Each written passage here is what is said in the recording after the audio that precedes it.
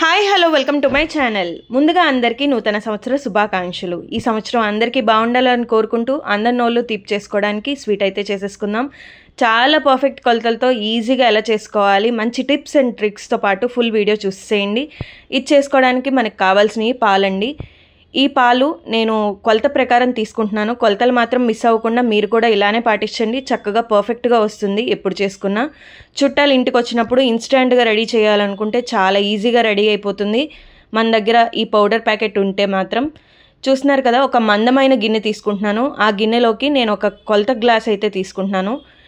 మనం ఏ గ్లాస్తో అయితే కొలత తీసుకుంటున్నామో ఆ గ్లాస్తోనే మిగిలిన ఇంగ్రీడియంట్స్ కూడా వేసుకోవచ్చండి. దీనిలోకి అయితే నేను తీసుకున్న కొలత గ్లాస్తో 3 గ్లాసులు పాలు అయితే పోసుకుంటున్నాను అండి.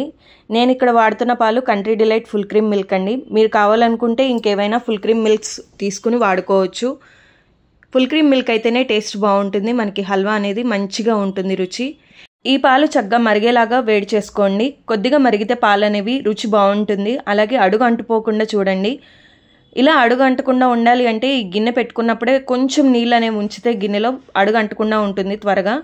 ఈ 3 గ్లాసులు పాలు పోసేసుకున్న తర్వాత చక్కగా వేడి చేసుకుంటున్నాను. ఈలోపు మన ప్లేట్స్కి ఇలాగ నెయ్యి అయితే రాసుకోవాలండి. ఒక డ్రాప్ నెయ్యి వేసుకుని చక్కగా రాసేసుకుందాం. ఇప్పుడు నేను ఇక్కడ తీసుకుంటుంది కస్టర్డ్ పౌడర్ అండి. ఇది వెనిలా ఫ్లేవర్డ్ కస్టర్డ్ పౌడర్. ఇందులో చాలా ఫ్లేవర్స్ అయితే మనకి అవైలబుల్గా ఉన్నాయి. బటర్ స్కాచ్ ఉంది, అలా చాలా వెరైటీస్ ఉన్నాయి. స్ట్రాబెర్రీ ఉంది, చాలా రకాలు ఉన్నాయి. నేను ఇక్కడైతే ప్లెయిన్ ఫ్లేవరే వాడుతున్నాను, వెనిలా ఫ్లేవర్. ఇక్కడ ఇది ప్యాక్ వచ్చి 200 గ్రామ్స్ అండి. నేను ఇందాక తీసుకున్న కొలత గ్లాస్ ప్రకారమే ఆ గ్లాస్లోకే పిండి అనేది వేసుకుంటున్నాను. కరెక్ట్గా చూడండి, నేను సమానంగా అయితే వేయట్లేదు, కొంచెం ఎత్తుగానే వేస్తున్నాను. ఇలా ఈ 200 గ్రామ్స్ పౌడర్ తీసుకోవాలి. దీన్ని ఒక బౌల్లోకి వేసేసుకోవాలి. ఈ బౌల్లోకి మనం పౌడర్ అంతా కూడా షిఫ్ట్ చేసేసుకుందాం. మనం ఏ గ్లాస్తో అయితే తీసుకున్నామో ఆ గ్లాస్లో పౌడర్ అంతా కూడా ఇందులో వేసేస్తున్నాను. ఇలా యాడ్ చేసుకున్న తర్వాత ఇందులోకి నేను ఏ గ్లాస్తో అయితే తీసుకున్నానో ఆ గ్లాస్తో 1 గ్లాస్ వాటర్ అయితే తీసుకుంటున్నాను అండి. వాటర్ కూడా నార్మల్ వాటరే తీసుకుంటున్నాను. ఇందులో కొద్దిగా కూడా వేడున్నవి పోయకూడదండి, ఎందుకంటే ఉండలు కట్టేస్తుంది. కాబట్టి నార్మల్ వాటరే తీసుకుని ఇలా చక్కగా మిక్స్ చేసుకోవాలి, ఎటువంటి ఉండలు లేకుండా. లమ్స్ ఉంటే మనకి పర్ఫెక్ట్గా రాదండి హల్వా. చాలా నీట్గా చక్కగా కలిసిపోయేలాగా కలుపుకోవాలి. చూస్తున్నారు కదా ఎలా లిక్విడ్ లాగా అయిపోయిందో, ఇలా కంప్లీట్ లిక్విడ్ లాగా అయిపోవాలి. ఇవి వచ్చి బాదం ఫ్లేక్స్ అండి. మనం బాదం పప్పుని తురుముకుని ఇలా ఫ్లేక్స్ లాగా అయితే తీసుకున్నాము. ప్లేట్స్ కూడా రెడీగా ఉన్నాయి.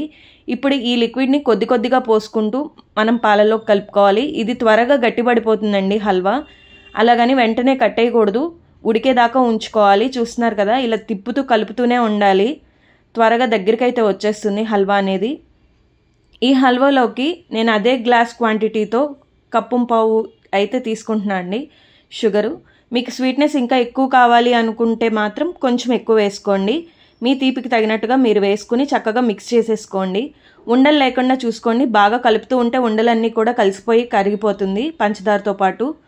చూస్తున్నారు కదా, ఇలా చక్కగా బాగా కలుపుకోవాలి. అడుగు అంటకుండా మాత్రం చూసుకోండి. బాగా మిక్స్ చేసేసుకున్న తర్వాత ఒక 5 to 10 minutes ఉడికిన తర్వాత చూస్తున్నారు కదా, హల్వా అయితే మనం ఇలా ప్లేట్లోకి ట్రాన్స్ఫర్ చేసేసుకుంటున్నాము.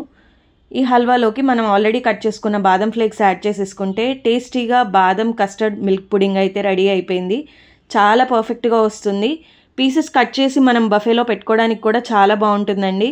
ఏదైనా ఫంక్షన్స్ అప్పుడు కూడా ఈ స్వీట్ అనేది చాలా టేస్టీగా ఉంటుంది. పిల్లలు కూడా చాలా ఇష్టపడి తింటారు. నట్స్ కూడా ఎక్కువేం అవసరం లేదండి, జస్ట్ బాదం పప్పు సరిపోతుంది. ఈ బాదం ఫ్లేక్స్తోనే చక్కగా వేసేసుకోవచ్చు. కొంచెం వేడి చల్లారిన తర్వాత మనం వీటిని చక్కగా పీసెస్ లాగా కట్ చేసేసుకుందాం. స్క్వేర్స్ లాగైనా కట్ చేసుకోవచ్చు, డైమండ్స్ లాగైనా కట్ చేసుకోవచ్చు అండి.